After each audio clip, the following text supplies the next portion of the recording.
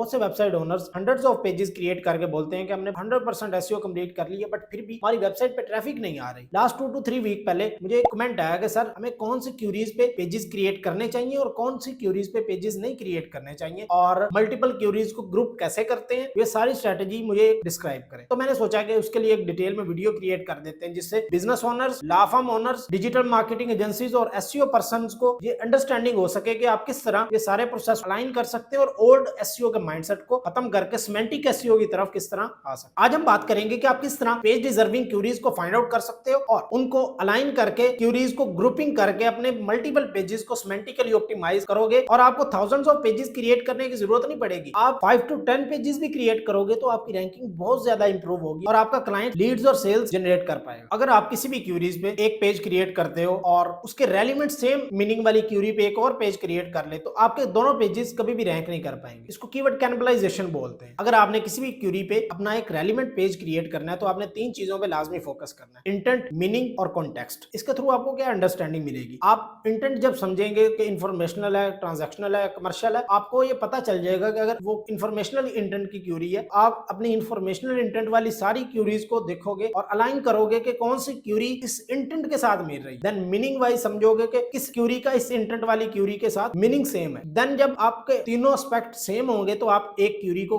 Group करते जाओगे। ये आप मैनुअली भी कर सकते हो, इसके अलावा आप चैट जीपीटी या क्लाउड के साथ भी ऑटोमेट कर सकते हो। अब क्यूरीज हैं क्या? क्यूरीज वो यूजर की प्रॉब्लम्स होंगी जो वो गूगल पे सर्च करता है, और आप अपने क्लाइंट के लिए वो क्यूरीज पे कंटेंट राइट करेंगे, चाहे आप लैंडिंग पेजेस क्रिएट करें या ब्लॉग पोस्ट राइट करें, ताकि आपके क्लाइंट का कस्टमर वो प्रॉब्लम से इंफॉर्मेशन गैदर करे और लीड में ट्रांसफर हो जाए। अब लास्ट टाइम मेरे पास एक वेबसाइट आई, उसने हर एक क्यूरी पे एक पेज क्रिएट किया था, जैसे criminal lawyer near me, criminal lawyer in Houston, best criminal law firm in Houston. इस तरह के हर क्यूरी पे उसने एक अलग से पेज क्रिएट किया हुआ था, जिसपे उसका कोई भी मीनिंग समझ नहीं था आ रहा, और उसने पेजेस तो 100+ क्रिएट किए हुए थे, बट उसके क्लिक्स और इंप्रेशन बहुत ज्यादा डाउन। क्यों? क्योंकि उसने पेज डिजर्विंग क्यूरीज को अंडरस्टैंड नहीं किया था। अब मैं उन सारे मेथड्स के बारे में बात करूंगा जिनको यूज करके आप वो क्यूरीज फाइंड आउट कर सकोगे और उनको ग्रुपिंग तक और देन अपने कंटेंट में ऑप्टिमाइजेशन तक, वो सारा प्रोसेस को मैं स्टेप वाइज आपको गाइड करूंगा। स्टेप 1, आपने गूगल सर्च कंसोल पे जाना। अगर आपके पास एग्जिस्टिंग डाटा होगा तो आप ये इजीली कर सकोगे और ज्यादा आपको रिसर्च भी नहीं करनी पड़ेगी। मैक्सिमम टाइम हम एचआरएफ या सैमरश पे रिलाय करते हैं, बट जो गूगल सर्च कंसोल में एग्जिस्टिंग डाटा होता है वो बेस्ट गोल्ड माइन कीवर्ड्स हैं और क्यूरीज हैं जो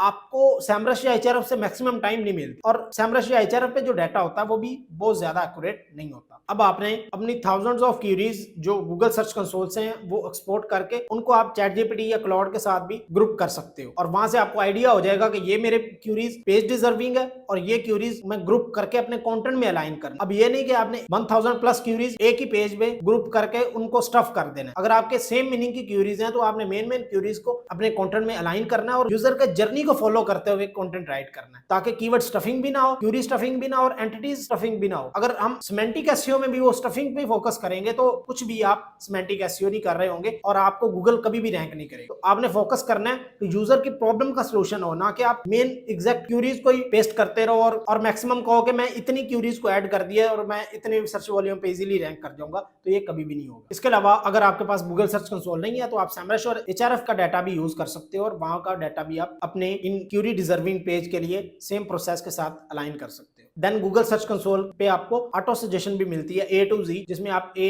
to Z क्यूरीज राइट करते हो अपने कीवर्ड के साथ, तो आपको मैक्सिमम वहां पे क्यूरीज मिल जाती है। देन आप उनको ग्रुप करो और अपने पेजेस वाइज अलाइन करते जाओ। वहां से आपका सिमेंटिकली नेविगेशन मेन्यू भी बन जाएगा और आप pages wise page deserving queries को भी फाइंड आउट कर लो। इसके अलावा आपको पीपल आल्सो आस्क को कभी भी स्किप नहीं करना। इस पे आप अपने इंफॉर्मेशनल कंटेंट को भी राइट कर सकते हो और अपने लैंडिंग पेजेस पे FAQs में भी ये क्यूरीज को ऐड कर सकते हो, ताकि आपके वो लैंडिंग पेजेस ज्यादा रैंक करें। अगर आप यूजर की प्रॉब्लम्स को अपने लैंडिंग पेजेस और इंफॉर्मेशनल कंटेंट में कवर करोगे, आप मैक्सिमम लीड्स जनरेट कर सकोगे। Then method number 5 is reverse engineering. Competitor research आपको बहुत बेनिफिट देती है अगर आप किसी भी कैटेगरी में रैंक करना चाहते हैं। अब हम एक एग्जांपल लेते हैं लॉ फर्म। आप क्रिमिनल लॉयर इन होस्टन सर्च करते हो तो आपको रेलिवेंट रिजल्ट मिलेंगे। आप टॉप 10 में जो भी आपके कंपेटिटर वीक है, स्ट्रॉन्ग है, आप उन सबको ओपन करो और वहां के उनके वीक और स्ट्रॉन्ग पॉइंट्स फाइंड आउट करना शुरू कर दो। वहां से आपको टॉपिक के रिलेटेड अंडरस्टैंडिंग होगी और आपने अपने हेडिंग स्ट्रक्चर, अपने आउटलाइन, अपने कौन सी क्यूरीज को कहां पे ग्रुप करना है, अपने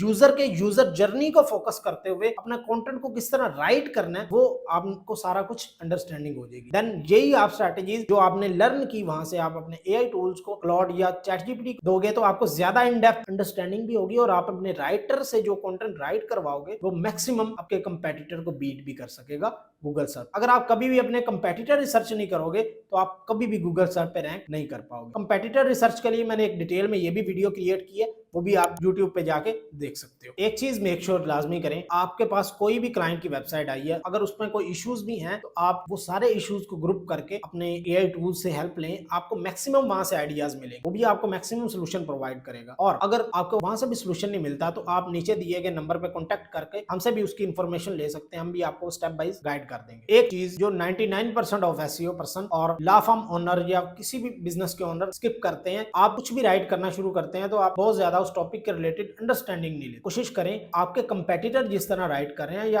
आपके कंपेटिटर की कौन सी स्ट्रॉन्ग स्ट्रैटेजीज हैं जो उसको ज्यादा ट्रैफिक दे रही हैं और आपको जो ट्रैफिक नहीं दे रही उनको फाइंड आउट करें। जब आपको वो अपॉर्चुनिटीज सोर्ट एनालिसिस आपका स्ट्रॉन्ग होगा, आप अपनी वेबसाइट को कंपेटिटर के निस्बत ज्यादा रैंक कर पाएंगे। और इसके अलावा बहुत से पर्सन को एक प्रॉब्लम होती है कि मैं प्रैक्टिकल वीडियो नहीं क्रिएट करता, बट ये वो स्ट्रैटेजीज हैं जो 99% ऑफ एसईओज आपको नहीं बताएंगे। आपको वो यही बताएंगे कि कीवर्ड रिसर्च कैसे करनी है, डू फॉलो लिंक कैसे लगाने हैं, स्पैमिंग कैसे करनी है या स्टफिंग कैसे करनी है। बट मेरी वीडियोस में कभी भी स्टफिंग, स्पैमिंग इसके बारे में कुछ भी नहीं आपको मिलेगा। मैं वो रियल स्ट्रैटेजीज बताऊंगा जो 2026 में आपके लोकल बिजनेस या ई कॉमर्स स्टोर को मैक्सिमम लीड्स और सेल्स जनरेट करने में हेल्प करें। और इसके अलावा अगर आप चाहते हैं कि मैं कोई प्रैक्टिकल डिटेल में वीडियो बनाऊं या मैं लाइव सेशन क्रिएट करूं तो वो भी आप डीएम में या कमेंट में बात कर सकते हैं, मैं उस पर भी ट्राई करूंगा और मैक्सिमम आपके लिए टाइम निकालूंगा और आपको एजुकेट करने की तरफ आऊंगा। अभी जो ये सारी स्ट्रैटेजीज मैंने आपके साथ डिस्कस की हैं, इन सारी स्ट्रैटेजीज को आप अपनी कोई भी बिजनेस की एसईओ स्टार्ट कर रहे हैं उनके सबसे पहले आपने पेज डिजर्विंग क्यूरीज को ही